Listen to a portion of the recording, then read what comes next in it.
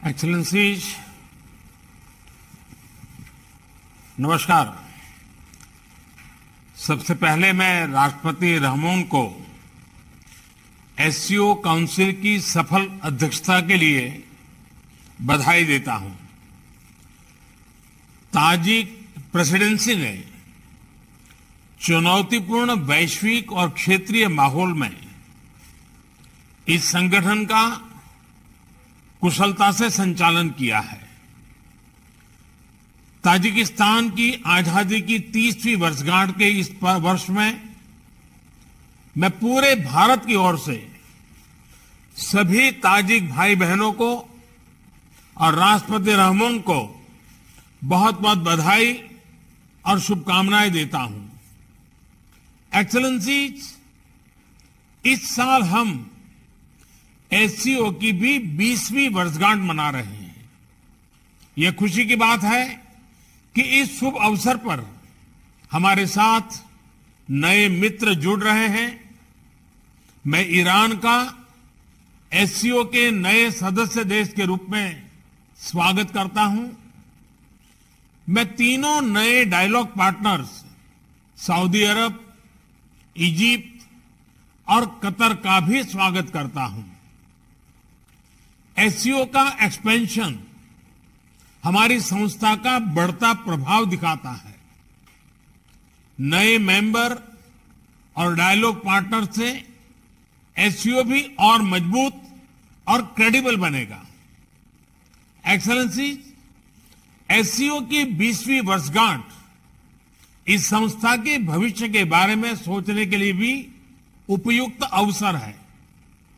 मेरा मानना है कि इस क्षेत्र में सबसे बड़ी चुनौतियां शांति, सुरक्षा और ट्रस्ट डेफिसिट से संबंधित है और इन समस्याओं का मूल कारण बढ़ता हुआ रेडिकलाइजेशन है। अफगानिस्तान में हाल के घटनाक्रम ने इस चुनौती को और स्पष्ट कर दिया है। इस मुद्दे पर एससीओ को पहल लेकर कार्य करना चाहिए। यदि हम इतिहास पर नजर डालें तो पाएंगे कि मध्य एशिया का क्षेत्र मॉडरेट और प्रोग्रेसिव कल्चर और वैल्यूज का एक प्रकार से घड़ रहा है, किला रहा है। सूफीवाद जैसी परंपराएं यहां सदियों से पनपी और पूरे क्षेत्र और विश्व में फैली। इनकी छवि हम आज भी इस क्षेत्र की सांस्कृतिक विरासत में देख सकते हैं।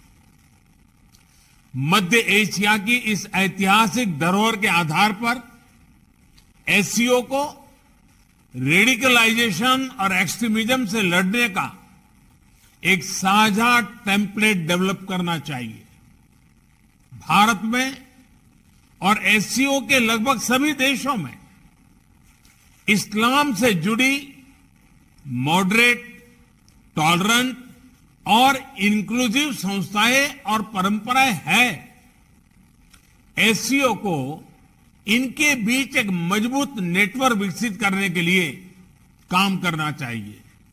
इस संदर्भ में मैं एससीओ के रैट्स मैकेनिज्म द्वारा किए जा रहे उपयोगी कार्य की प्रशंसा करता हूं। भारत ने एससीओ रैट्स की अपनी अध्यक्षता के दौरान जो कैलेंडर ऑफ एक्टिविटीज प्रस्तावित की है, उन पर हमें सभी एससीओ पार्टनर्स के सक्रिय सहयोग की अपेक्षा है।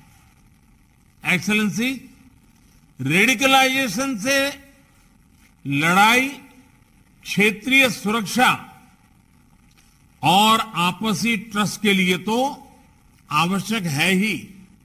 यह हमारी युवा पीढ़ियों के उज्जवल भविष्य के लिए भी जरूरी है।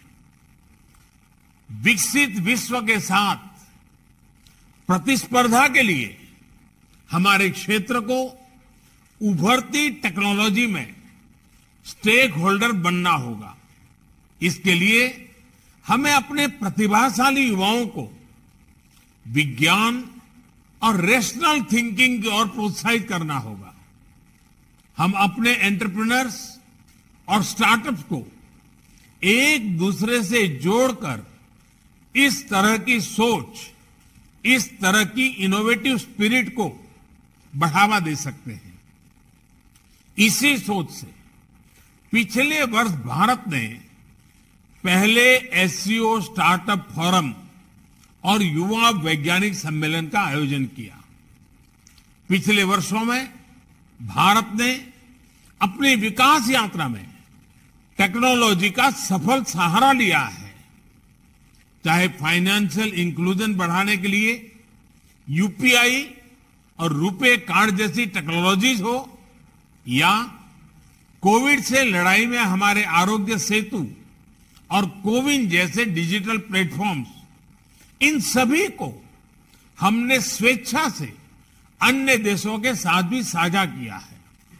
हमें एससीओ पार्टनर्स के साथ भी इन ओपन सोर्स टेक्नोलॉजी को शेयर करने में और इसके लिए कैपेसिटी बिल्डिंग आयोजित करने में खुशी होगी।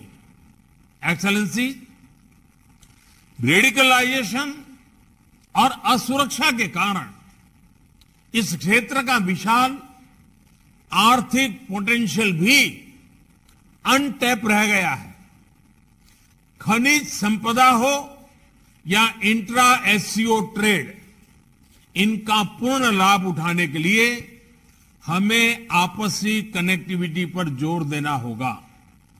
इतिहास में सेंट्रल एशिया की भूमिका प्रमुख क्षेत्रीय बाजारों के बीच एक कनेक्टिविटी ब्रिज की रही है। यही इस क्षेत्र की समृद्धि का भी आधार था। भारत सेंट्रल एशिया के साथ अपनी कनेक्टिविटी बढ़ाने के लिए प्रतिबद्ध है। हमारा मानना है कि लैंडलॉक्ड सेंट्रल एशियाई देशों को भारत के विशाल बाजार से जुड़कर अपार लाभ हो सकता है। दुर्भाग्यवश आज कनेक्टिविटी के कई विकल्प उनके लिए खुले नहीं हैं। ईरान के चाबाहार पोर्ट में हमारा निवेश और इंटरनेशनल नॉर्थ साउथ कॉरिडोर के प्रति हमारा प्रयास इसी वास्तविकता से प्रेरित है। एक्सेलेंसी, कनेक्टिविटी की कोई भी पहल वन वे स्ट्रीट नहीं हो सकती। आपसी ट्रस्ट सुनिश्चित करने के लिए कनेक्टिविटी प्रोजेक्ट्स को कंसल्टेटिव, पारदर्शी और पार्टिसिपेटरी होना चाहिए। इनमें सभी देशों की टेरिटोरियल इंटीग्रिटी का सम्मान निहित होना चाहिए।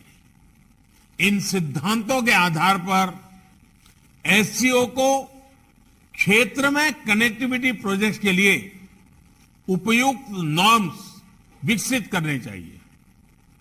इसी से हम इस क्षेत्र की पारंपरिक कनेक्टिविटी को पुनः स्थापित कर पाएंगे और तभी कनेक्टिविटी प्रोजेक्ट्स हमें जोड़ने का काम करेगी, न कि हमारे बीच दूरी बढ़ाने का। इस प्रयत्न के लिए भारत अपनी तरफ से हर प्रकार का योगदान देने के लिए तैयार है। एक्सेलेंसी, एससीओ की सफलता का एक मुख्य कारण यह है कि इसका मूल फोकस क्षेत्र की प्राथमिकताओं पर रहा है।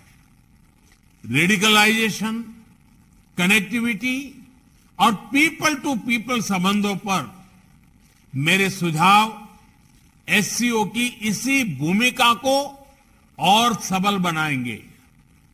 अपनी बात समाप्त करने से पहले मैं हमारे मेजबान राष्ट्रपति रहमान का एक बार फिर धन्यवाद करता हूं।